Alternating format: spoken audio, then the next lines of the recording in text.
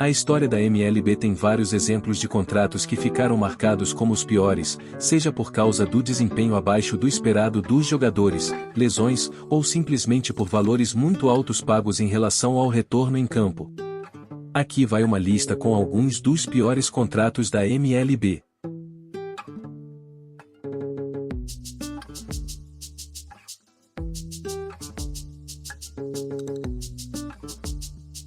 Em 2012, Albert Pujols, um dos maiores jogadores da história do beisebol, assinou um contrato monumental com o Los Angeles Angels em 10 anos e $240 milhões. O acordo, na época, foi um dos maiores já assinados na MLB, refletindo o prestígio e a capacidade ofensiva do atleta, que havia acumulado anos fenomenais com o St. Louis Cardinals. Antes da assinatura, Pujols era amplamente considerado um jogador de elite, famoso por sua capacidade de rebater home runs e produzir corridas, além de uma forte presença defensiva na primeira base. Durante sua carreira no Cardinals, ele conquistou 3 prêmios MVP da Liga Nacional e foi fundamental para a conquista de 2 World Series. Por isso, os Angels depositaram grandes esperanças no talento do jogador, acreditando que ele manteria seu alto nível por muitos anos. Porém, o que se seguiu depois da mudança para Los Angeles ficou muito aquém das expectativas. Pujols enfrentou uma série de lesões que prejudicaram seu desempenho e limitaram sua capacidade de produzir como nos anos anteriores. A queda em sua produção ofensiva foi acentuada, e seu WAR, Swings Above Replacement, métrica que avalia a contribuição total do jogador para a equipe, mostrou que ele entregou muito menos valor do que o contrato justificaria. O contrato, apesar de ser uma demonstração da confiança dos Angels em Pujols, acabou se tornando um dos maiores exemplos de investimento mal-sucedido na história da MLB. A equipe pagou um preço muito alto por um jogador que não conseguiu repetir a elite da sua fase no Cardinals, e a longo prazo, o contrato foi considerado um fardo financeiro que limitou a flexibilidade do time para outras contratações. Em resumo, o acordo de 10 anos e $240 milhões de Albert Pujols com os Los Angeles Angels representa um caso clássico de contrato caro demais para um desempenho que, infelizmente, não acompanhou as expectativas devido a fatores como lesões e declínio natural da carreira.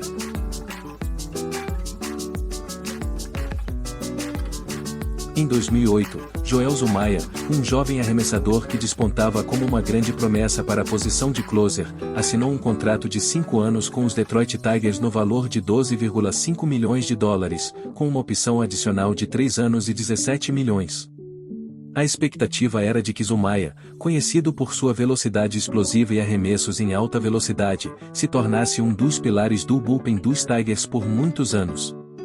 Antes da assinatura, Zumaya já mostrava flashes de talento e um potencial enorme, capaz de dominar os rebatedores adversários com sua bola rápida e explosiva. O time acreditava que investia em um talento jovem, capaz de evoluir e se consolidar como um dos melhores fechadores da liga. Porém, o que parecia ser o começo de uma carreira brilhante foi interrompido por uma série de lesões graves. Zumaya sofreu com problemas recorrentes nos ombros e cotovelos, o que limitou severamente sua capacidade de lançar e até mesmo de permanecer saudável. Como consequência, ele praticamente não conseguiu jogar durante a maior parte do contrato. O investimento dos Tigers, portanto, acabou sendo frustrante, já que o time pagou um salário considerável por um jogador que não pôde contribuir em campo.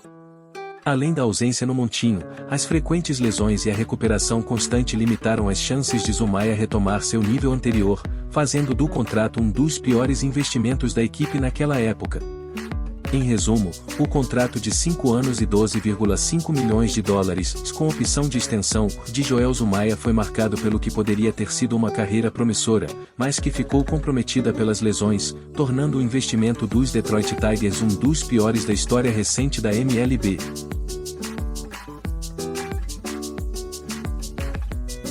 Em 2013, Jair Jurgens assinou um contrato de 3 anos no valor de $22,5 milhões com o Atlanta Braves, numa expectativa de que ele reforçaria o corpo de arremessadores da equipe com uma boa performance a longo prazo. Jurgens vinha de temporadas sólidas e mostrou potencial para ser um titular confiável na rotação do time. O Braves apostou no seu talento, esperando que ele mantivesse ou até melhorasse o desempenho das campanhas anteriores. No entanto, O que se viu foi uma sequência de lesões que prejudicaram a continuidade e a eficácia do jogador. Sua performance caiu drasticamente e ele não conseguiu justificar o investimento feito pelo time. O Braves acabou ficando com um contrato pesado nas mãos, pagando um salário alto por um jogador que pouco produziu dentro de campo. Esse caso é um exemplo clássico dos riscos envolvidos em contratos longos, especialmente com arremessadores, onde as lesões podem mudar completamente o panorama. Resumindo, o contrato de 3 anos e 22,5 milhões de dólares de Jair Jurgens foi considerado um dos piores negócios para o Atlanta Braves devido às lesões e à baixa produção do jogador durante o período.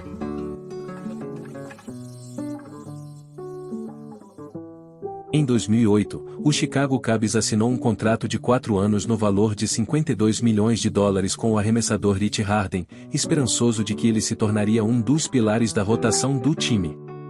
Harden havia demonstrado grande potencial e talento nas temporadas anteriores, combinando uma bola rápida potente com bons arremessos quebrados, o que o tornava um dos jovens pitchers mais promissores da liga. Porém, o que se seguiu ao contrato foi um ciclo frustrante para o Cubs e para Harden. Lesões constantes, principalmente nos ombros e cotovelos, limitaram severamente seu tempo de jogo e seu desempenho. Apesar de momentos de brilho e jogos sólidos, Harden nunca conseguiu manter a saúde necessária para justificar o alto investimento financeiro da equipe.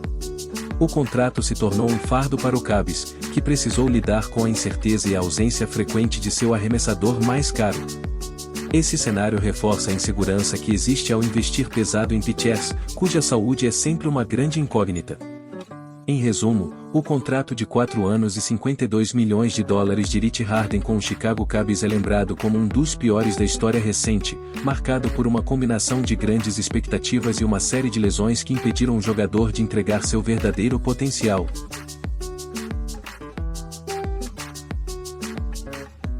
Em meados dos anos 2000, Mark Prior despontava como uma das maiores promessas da MLB.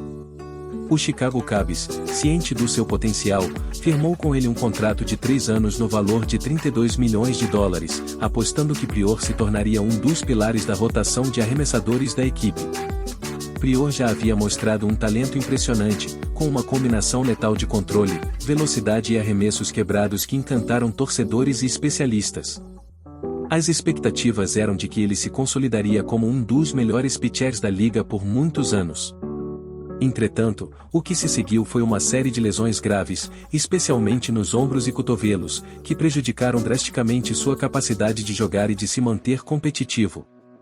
Essas lesões constantes impediram Prior de ter uma carreira longa e consistente, limitando seu tempo em campo e seu impacto no time. O contrato de 32 milhões se tornou um dos piores investimentos do Cubs, já que a equipe pagou por um jogador que não conseguiu retornar ao auge devido a problemas físicos recorrentes.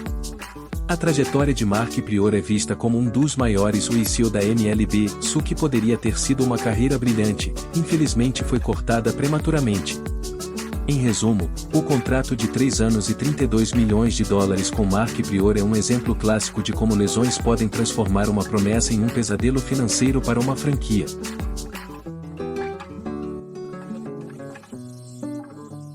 Ryan Howard, um dos rebatedores mais potentes da MLB na década de 2000, assinou em 2010 um contrato de 5 anos no valor de 125 milhões de dólares com o Philadelphia Phillies. O acordo refletia seu papel central no time, onde havia sido peça-chave em títulos e reconhecido por sua capacidade de produzir home runs e impulsionar corridas. No entanto, apesar de um início promissor no contrato, Howard enfrentou um declínio significativo em sua produção ofensiva. Lesões e problemas físicos passaram a atrapalhar seu desempenho, limitando sua participação e eficiência em campo. Além disso, com o passar do tempo, sua média de rebatidas e sua capacidade de impactar o jogo diminuíram drasticamente. O alto valor do contrato, combinado com a queda no desempenho, tornou-se um problema para o Phillies, que viu seu investimento não se traduzir em resultados proporcionais. O contrato, além de onerar financeiramente o time, limitou sua flexibilidade para buscar outras opções de talento na liga. Em suma, o contrato de 5 anos e 125 milhões de dólares de Ryan Howard é lembrado como um dos piores da MLB devido ao custo elevado e ao desempenho abaixo do esperado após a assinatura, evidenciando os riscos envolvidos em contratos longos e vultosos.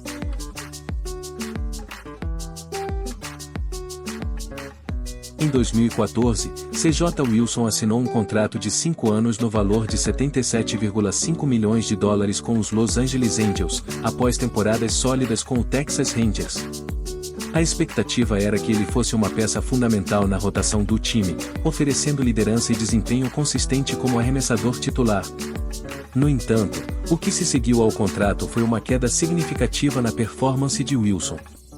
Lesões e problemas de consistência fizeram com que ele não conseguisse entregar o nível esperado durante a maior parte do acordo. Sua eficácia caiu e ele não conseguiu se firmar como o pilar da rotação que os Angels esperavam. Esse contrato acabou sendo visto como um investimento mal-sucedido, que consumiu uma parcela considerável da folha salarial do time sem trazer o retorno esportivo esperado.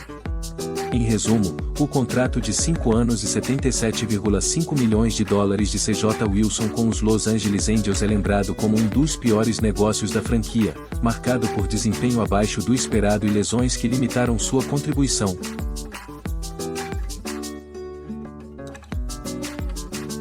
Em 2011, Adrian Gonzalez assinou um contrato de 7 anos no valor de 154 milhões de dólares com o Boston Red Sox, em uma das contratações mais caras da época para um jogador de primeira base. O time esperava que Gonzalez trouxesse poder ofensivo consistente e estabilidade defensiva para ajudar a equipe a competir pelo título. Porém, o que se seguiu foi uma série de resultados decepcionantes. Gonzalez não conseguiu replicar o desempenho que havia mostrado em equipes anteriores, apresentando números ofensivos abaixo do esperado para um contrato desse tamanho. Além disso, sua adaptação ao ambiente e à pressão de Boston não foi a ideal, afetando também a química do time. O contrato, um dos maiores da história da franquia, acabou sendo visto como um peso financeiro que limitou a flexibilidade dos Red Sox para realizar outras contratações e ajustes no elenco. Em resumo, o acordo de 7 anos e 154 milhões de dólares com Adrian Gonzalez é considerado um dos piores contratos da história recente da MLB, marcado por um desempenho abaixo do esperado e por problemas que afetaram o time dentro e fora de campo.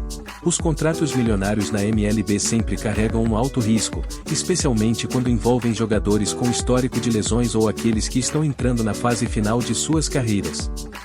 Embora o talento e a reputação sejam fatores decisivos para esses acordos, o beisebol é um esporte imprevisível, onde lesões, queda de desempenho e fatores externos podem transformar grandes investimentos em verdadeiros fardos financeiros. Os exemplos que vimos, desde Albert Pujols e seu contrato bilionário com o Angels até promessas frustradas como Joel Zumaya e Jair Jurgens, mostram que, mesmo para jogadores brilhantes, não há garantias de sucesso. Para as franquias, esses contratos servem como lições sobre a importância do equilíbrio entre ambição e cautela na hora de assinar contratos longos e caros. No fim das contas, o sucesso na MLB depende não apenas do talento individual, mas de fatores como saúde, adaptação e consistência. E é por isso que, para evitar cair na armadilha dos ou piores contratos, times e gestores precisam fazer escolhas estratégicas e realistas, sempre atentos aos riscos que cada contrato pode trazer para o futuro da equipe.